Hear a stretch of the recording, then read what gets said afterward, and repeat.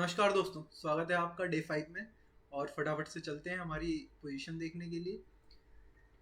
आज जो हमारी पोजीशन है वो दो तरीके की, आज सेलिंग भी की है, बाइंग भी की है। मिड कैप निफ्टी की आज एक्सपायरी थी, उसमें हमने बाइंग करी है। और जो हमारी निफ्टी है उसमें सेलिंग किया है हमने। ठीक है, तो ये दो पोजीशंस हैं। ये हमारा प्रॉफिट है, 3100 का प्रॉफिट हुआ है।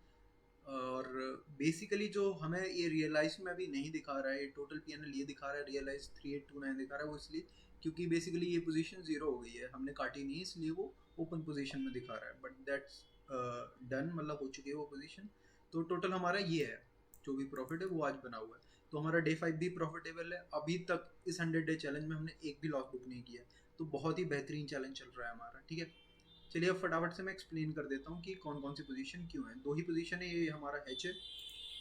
चार्ट पे आ जाते हैं। चार्ट पे सबसे पहले मिड कैप निफ्टी को खोल लेते हैं। तो इसराइल का जो केस चल रहा है उस चक्कर में वर्ल्ड में कंडीशंस जो है ख़राब हुई। अब आज इंडिया विक्स 10% से अब तक लगभग की और गैप डाउन खुली।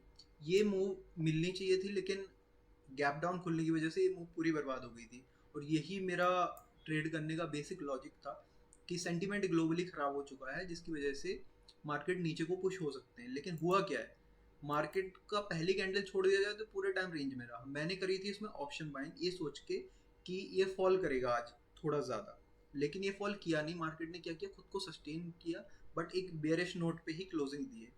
पर इसके सस्टेन करने से और आज एक्सपायरी की होने की वजह से मुझे लॉस हुआ। तो बेसिकली हमारी जो एंट्री थी वो अगेन मिड कैप निफ्टी में हम कल यानी फ्राइडे से पोजीशन कैरी कर रहे थे, और कुछ पोजीशन मैंने आज खुलते ही ऐड की थी। और उस पूरी पोजीशन में हमें लॉस हुआ है, जो कि ये दिख रहा है 1315 का, क्योंकि ये पूरी पोजीशन जीरो हो गई। एवरेज प्राइस आपको 9 का दिख रहा होगा। तो ये मेरी 9000 की स्ट्राइक थी, जो कि लगभग वहीं पे क्लोज हुई, एग्जैक्टली एट द मनी पे ही क्लोज हुए। अगर ये 10 पॉइंट और नीचे होता तो हम इन द मनी में होते, बट वो हो नहीं पाया। और क्या कर सकते हैं, एक्सपायरी थी, मुझे पता था, आई न्यू द रिस्क।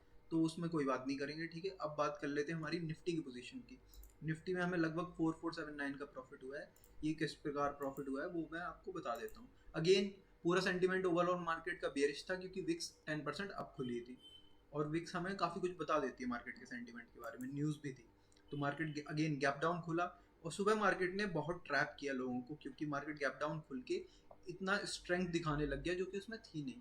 ये बुलिश बुलिश कैंडल बने लगे। ये बेसिकली कुछ नहीं था, मुझे साफ दिख रहा था कि ये मार्केट को जाना नहीं चाहिए, बट ये ड्रामे करके जाएगा। तो यहाँ पे जब मार्केट रुका और इसने यहाँ पे बेस बनाया और बेस का ब्रेकआउट देने लग गया, तब हमारी ट्रेड एंटर हुई थी।